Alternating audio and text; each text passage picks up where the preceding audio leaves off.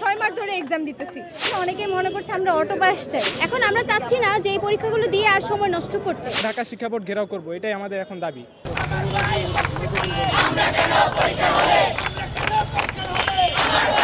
আমরা আজকে আসছি, আমাদের একটাই দাবি হচ্ছে আমাদের 6 মাসের যে পরীক্ষা করা হচ্ছে, মানে এইচএসসি পরীক্ষা, আমরা সেই ব্যাচ যেখানে আমরা 6 মাস ধরে এক্সাম দিতেছি, যেমন June, July, August, September, October পর্যন্ত বিছানো হয়েছে, তাই না?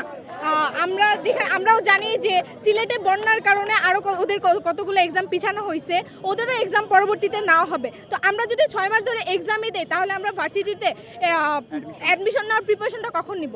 আমাদের পরীক্ষা শুরু হয়েছিল এবং আমরা কিন্তু পরীক্ষা দিচ্ছিলাম অলরেডি, এবং আমরা অর্ধেকেই বেশি মানে 7টা দিয়ে ফেলেছি।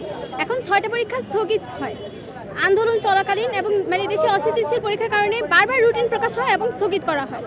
অনেক সময় আমাদের অলরেডি নষ্ট হয়ে গিয়েছে।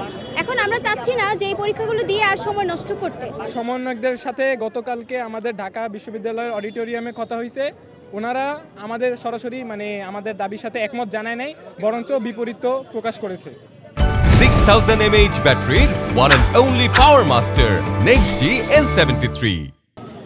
আমাদের দাবিটাকে অনেকেই মনে করছে আমরা অটো পাস চাই, কিন্তু এটা খুবই অযৌক্তিক কথা। আমরা কেন অটো পাস চাবো? আমরা অলরেডি 7টা পরীক্ষা দিয়েছি, আর বাকি 6টা পরীক্ষা কিন্তু সেগুলোকেও কিন্তু আমরা যখন রেজাল্ট আসবে সেটা 3টা সাবজেক্টে হয়ে আসবে। এই 3টা সাবজেক্টের জন্য আমাদেরকে আবারও পরীক্ষাতে বসাতে চাচ্ছে, আবারও আমাদের 2টা মাস সময় নষ্ট করাতে যাচ্ছে, তারপর বিভিন্নভাবে আমরা পিছিয়ে পড়তে যাচ্ছি। আমরা চাচ্ছি আমাদের যেই 7টা এক্সাম হয়েছে সেগুলো থেকে আমাদের মূল্যায়ন করা হোক, এবং বাকি যে 3টা সাবজেক্ট রয়েছে সেগুলোকে আমাদের এসএসসিতে আমরা যে মার্কসটা পেয়েছি তার মাধ্যমে আমাদের দিয়ে দেওয়া হোক। আমাদের দাবির পরবর্তী পদক্ষেপটা হচ্ছে যে আমরা যদি আমাদের দাবিগুলো মানা না হয় তাহলে আমরা কালকে লং মার্চ করব এবং ঢাকা শিক্ষা বোর্ড ঘেরাও করব, এটাই আমাদের এখন দাবি।